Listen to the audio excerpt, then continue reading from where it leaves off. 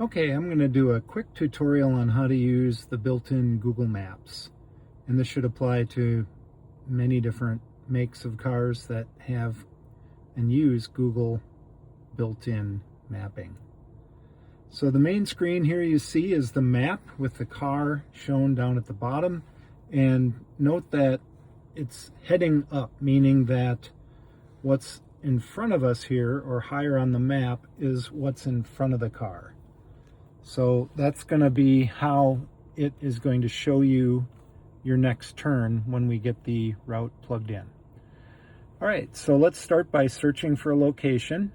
And you can search for various things. You can look at categories. This happens to be an electric car, so you can find charging stations, restaurants, grocery stores, etc. Let's just search for a local restaurant. All right, let's make it interesting and pick this one that's a little ways away, Oak Eatery.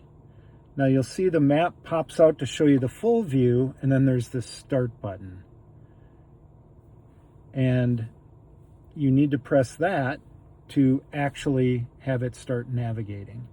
Now you see we come back to where the heading is up, but it's showing the route in blue. And as I drag it around, it actually goes from turn to turn, which is kind of handy if you want to see, what's coming up or kind of preview the route. But if you want to come back to the car, your next route or next maneuver, you just hit that recenter button. Okay. Now one more thing to show is this icon, which lets you see the full route at any point, even while driving. So if I press that, you come back to this full route view. And one more thing you can notice is you have different route options. Generally, A is the best and is selected, best meaning shortest. But if you want to take an alternate route, if you know something about this route that may make it less than ideal, you can also pick these alternate routes that are provided. To get back to the live routing, you just press A, and then as you drive, and I'll just drive a little bit just to show how it pivots around. So you can see in my car, it goes to the backup camera when you're in reverse, and it actually stays there for a minute while you start driving, but it'll soon pop back to the maps. There we go.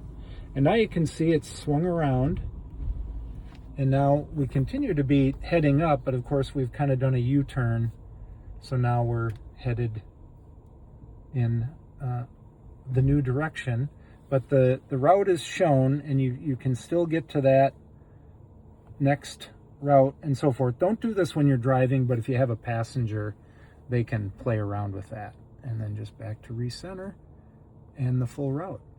So that's how the mapping works, and I hope that was helpful.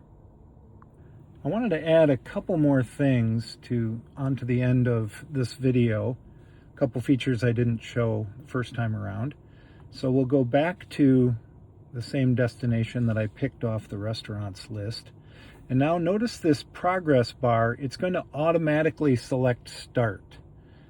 And that can be a little disconcerting, especially when you're trying to do a video, but it's actually kind of handy if you don't want to waste time doing another click.